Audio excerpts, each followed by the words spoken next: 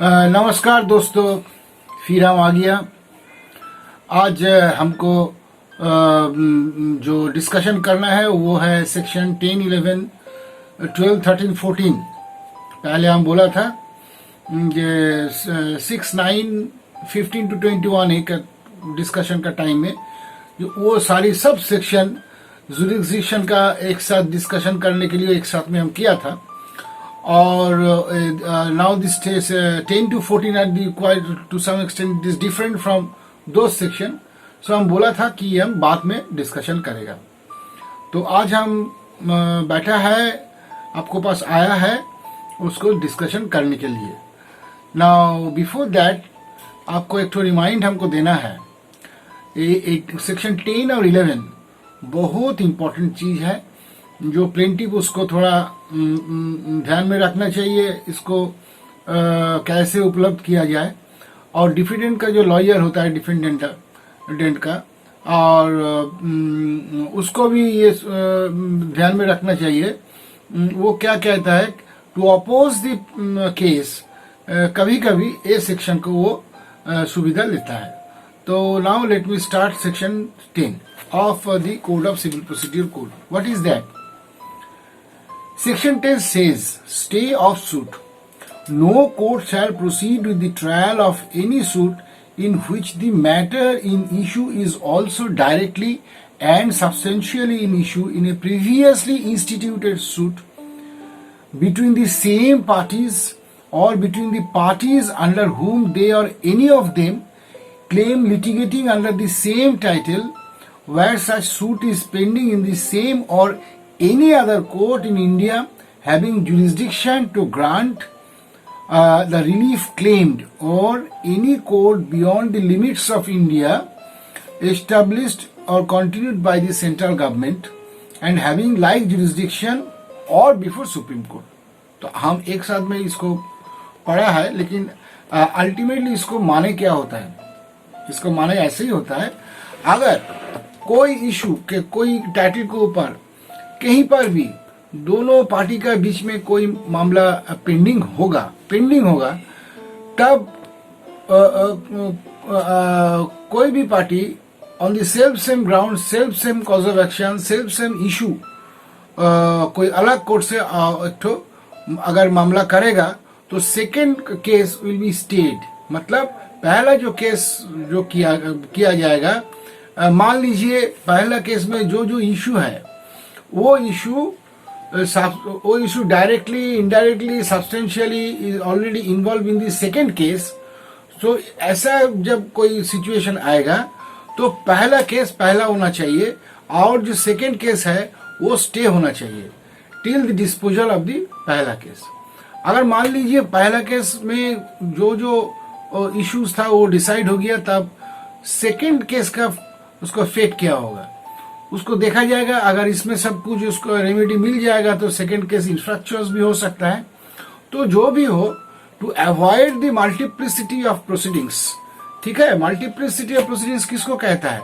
हम एक तो आपको विरुद्ध में ऑन द सेम टाइटल हम जो मामला एक तो कर दिया, आप भी क्या किया, सेम टाइटल ऊपर में आप भी एक तो मामला कर दिया, तो दो मामला दो कोर्ट में चलेगा। ऐसे ही आपको बरस बीत जाता है तो वो वहां से आपको और फिर समय भी चला जाएगा और मामला ज्यादा से ज्यादा लिंगर हो जाएगा। तो to avoid that to for simplifying the matter on the self same issue में जब दो मामला फाइल हो जाएगा, दो पार्टी मान लीजिए दोनों कोर्ट में मामला कर दिया तो सेकेंड मामला स्टे हो जाएगा। तो यही है section 10। Now come to the section 11। What is section 11? Section 11 यही होता है, पहला हम सेक्शन 10 में जो देखा था, it applies to the pending case. कोई पहला केस पेंडिंग है तो सेकंड केस स्टे हो जाएगा। लेकिन सेक्शन 11 होता है, पहला केस जब डिस्पोज ऑफ हो जाएगा, जजमेंट निकल गया, पूरा आर्गुमेंट खत्म हो गया कोई पर्टिकुलर टाइटल का ऊपर, declaring that those plaintiff is the owner of the property, defendant is defeated the game. In that event, on the same point of case issues, same court में कोई भी आदमी वो फाइल नहीं कर सकेगा for having the same declaration. जो आदमी हार जाएगा इन द फर्स्ट केस, वो आदमी ही has the liberty to file the appeal, but he cannot file another suit for the declaration of the earlier suit which has already been disposed of. ठीक है, तो this is called res judicata. तो section 11 क्या कहता है, देखिए, it will be more clear to you. No court shall try any suit or issues in which the matter directly and substantially in issue has been directly and substantially in issue in a former suit between the same parties or between parties under whom they or any of them claim। under whom का मतलब क्या हो गया, दोनों party का descendants का बारे में कह रहा है। under whom they or any of them claim litigating under the same title in a court of competent to try such subsequent suit or the suit in which such issue has been subsequently raised and has been heard and finally decided by such court। तो जब एक issue का ऊपर में कोई मामला dispose of हो जाएगा, तो having the same status of the court, nobody can file another suit for declaration or for raising the same issue in the subsequent case। So this will be treated as res judicata to the earlier case। हो गया section 11। Now come to the next section, bar to further suit। What is bar to further suit? हम पहले आपको discussion किया था, civil procedure code criminal case छोड़ के सभी सिविल केस में इसको एप्लीकेशन होता है। ये भी हम बोला था, कुछ जो एक्ट है जिसमें बारिंग प्रोविजन है कि वहां पे सिविल प्रोसीड्यूर कोड पूरा से पूरा ये लागू नहीं होगा, वो आपको तरह जो प्रोसीडिंग्स है उसी को मान के चलेगा। तो मान लीजिए, एक तो उदाहरण दे रहा है, land reforms act, West Bengal land reforms act. यहाँ में क्या होता है, अगर कोई आदमी have some dispute regarding his property in the village area, he will lodge a complaint to the local BLLR office, block land reforms officer, and उसका कोई कुछ नहीं, उसको रिजल्ट नहीं मिलेगा, he will go to the land reforms tribunal. अगर वहां से भी नहीं मिलेगा, he may go to supreme court, and बीच में वो हाई कोर्ट में भी आ सकता है। लेकिन as per the act for the barring provision therein, he cannot come to the civil court.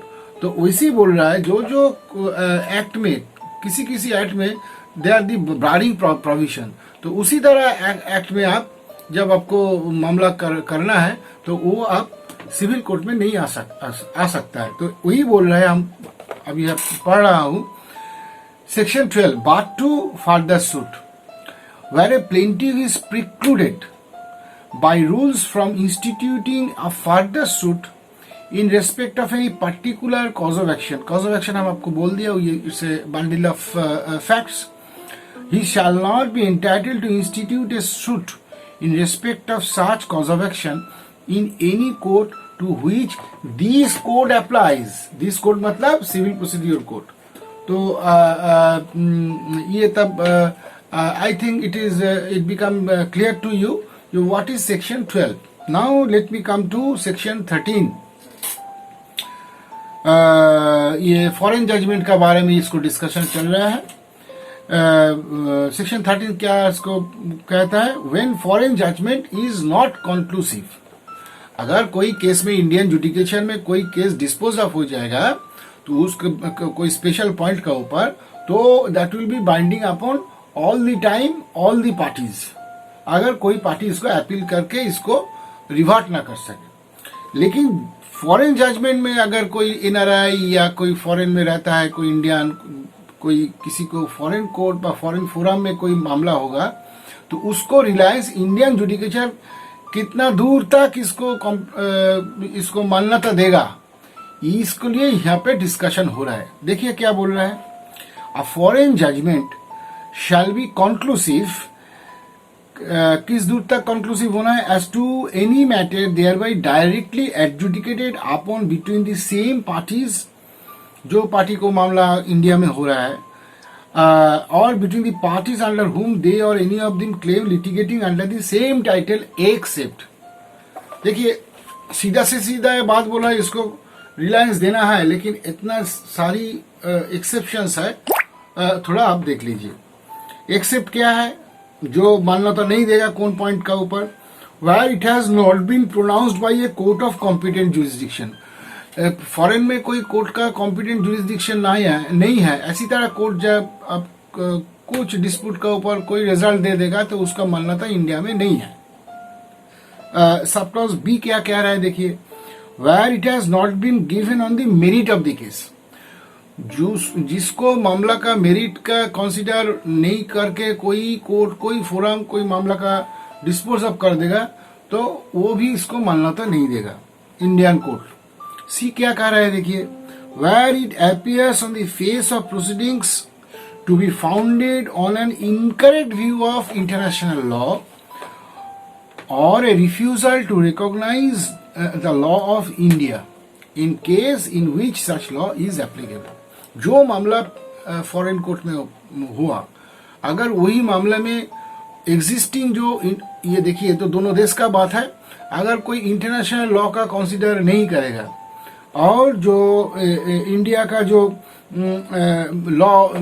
Law है उसको भी रिकॉग्नाइज नहीं करेगा, तो उसी तरह का जजमेंट के ऊपर कोई इंडियन कोर्ट कोई मान्यता नहीं देगा।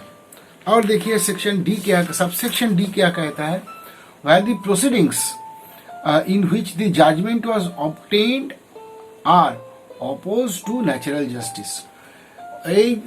जब देखा जाएगा कोई जजमेंट देने का टाइम कोई foreign court natural justice discharge नहीं किया, नेचुरल जस्टिस अक्सर ऐसी तरह कोर्ट का पावर होता है, एक्स्ट्रा ऑर्डिनरी पावर, उसको कोर्ट को भी हर सेक्शन के ऊपर कोर्ट को एक तो डिस्चार्ज करना है, what is actually right, what is wrong, इसको कहता है नेचुरल जस्टिस। अगर कोई देखा जाएगा कि court a natural justice discharge नहीं किया तब उसको भी मान्यता नहीं दे सकता है इंडियन कोर्ट। ई क्या कहता है देखिए, subsection E, where it has been obtain by fraud. ये तो बहुत सीधा बात है, कोई आदमी कोई जजमेंट पाने का समय कोई फ्रॉडुलेंट कोई मैनर फ्रॉड मिसलीड करके कोर्ट को मिसलीड करके कोई जजमेंट उसको फेवर में लिया, तब वो जजमेंट का कोई मान्यता नहीं दिया जाएगा। लास्टली सबसेक्शन एफ क्या कहता है देखिए, where it sustains a claim founded on a breach of any law in force in India. तो यही अगला का तरफ वही बात है, इंडिया का कोई लॉ ब्रीच करके वो कोई जजमेंट उसको फेवर में लेगा तो वो जजमेंट का भी मान्यता नहीं होगा। तो ये हो गया 13। अब हम देखेगा last section 14, presumption as to foreign judgment. Foreign judgment के ऊपर प्रिजम्पशन कैसे तरह हम कर सकता है। देखिए फॉरेन तो फॉरेन ही होता है, वहां पे कोई जजमेंट होने के लाते फॉर फर्दर इंस्पेक्शन के लिए कोई आदमी उसका जल्दी जल्दी वो बाहर में जाके कोई इंस्पेक्शन लेना इस थोड़ा प्रॉब्लम भी हो सकता है। इसीलिए इंडिया का कोर्ट फॉरेन का कोर्ट को कोई जजमेंट का कोई सर्टिफाइड कॉपी का ऊपर वो रिलायंस देता है। उसके बारे में क्या बोल रहा है देखिए, presumption as to foreign judgments, the court shall presume upon the production of any document purported to be certified copy of the foreign judgment such judgment was pronounced by a court of competent jurisdiction unless contrary appears on the record, but such presumption may be displaced by proving want of jurisdiction। वो रिलायंस अगर देखेगा जो court foreign court ये judgement दिया था उसका want of jurisdiction मतलब उसका जुरिस्डिक्शन नहीं था, ऐसा कुछ उस जजमेंट में मिल जाएगा तो इसी तरह वो फॉरेन जजमेंट को भी यहाँ का कोर्ट कोई मान्यता देने का लिए बाध्य या बाउंड नहीं होगा। तो ये हो गया आज का हमको डिस्कशन। तो आपको कैसा लगा आज को जो एपिसोड है, आप थोड़ा लाइक दे दीजिएगा, कमेंट तो आपको जरूर करना है। अगर अच्छा लगा बुरा लगा या कोई सजेशन आपको देना है, अगर ये नहीं देगा तो हमको कोई पता नहीं चलेगा। तो ये आपको देने से क्या होता है, ये हमको पता चल जाएगा इसका हाउ फार आई कैन इसको डेवलप कर सकता है। कोई आपका क्वेश्चन था आप पूछ भी सकता है। इसको आप शेयर भी कीजिए, जितना आपको फ्रेंड्स है, सर्कल, आपको कॉमन जो पीपल है उसको भी ये चैनल का बारे में आपको थोड़ा उसको शेयर करके उसको इन्फॉर्मेशन दे दीजिए। हर आदमी को इसको लाभ उठाने के लिए, और लाइक्स भी दीजिए। पास में देखिए एक तो बेल है, उसको आप थोड़ा बजा दीजिए फॉर हैविंग दी नोटिफिकेशन। क्यों, हम अभी बहुत सारी लॉ हम डिस्कशन करेगा, तो सब्सक्राइब करने में कोई भूल हो जाएगा तो ये जो अपॉर्चुनिटी हम आपको पास आ रहा है तो ये आप नहीं ले पा सकता है। इसलिए आप शेयर या सब्सक्राइब या घंटी बजाइए, कमेंट दीजिए। और आज हम इसको ख़त्म कर रहे हैं। नमस्कार।